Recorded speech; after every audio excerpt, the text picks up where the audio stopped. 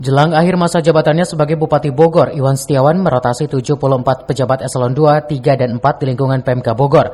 Acara pelantikan yang digelar di Gedung Serbaguna 1 Sekretariat Daerah Cibinong, Kabupaten Bogor tampak tertutup dan tidak bisa diliput oleh awak media.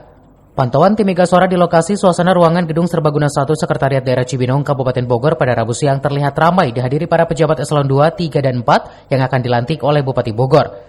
Sayangnya proses pelantikan tersebut awak media dilarang masuk ke dalam untuk mengambil gambar atau peliputan.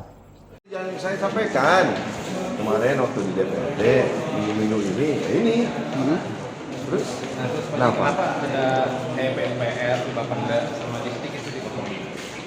open bidding? Di open bidding kan? Iya, open bidding. Karena ada generasi. Kan sekarang udah mau akhir tahun dan ya lagi itu. semua. Iya. Kenapa ya? Ya kita percayalah open bidding nggak lama kok. Dan PLT juga nanti orang-orang lama juga. Mungkin PLT ini masih orang itu juga. Pesannya untuk pejabat-pejabat barunya? Ya, yang namanya pejabat itu harus siap lah, gitu aja. Yang semangat aja semuanya. Ya, tidak ada lah pertanyaan ini mau akhir masa jabatan kenapa gini, nggak ada. Adapun sejumlah pejabat yang dilantik diantaranya Kepala Dinas, Kepala Badan, Staf Ahli, Camat, Sekretaris Dinas, Sekretaris Kecamatan, dan Kepala Bagian. Acara pelantikan tersebut dihadiri Wakil Ketua DPRD Kabupaten Bogor, perwakilan Forkopimda, Sekretaris Daerah beserta jajaran Pemka Bogor.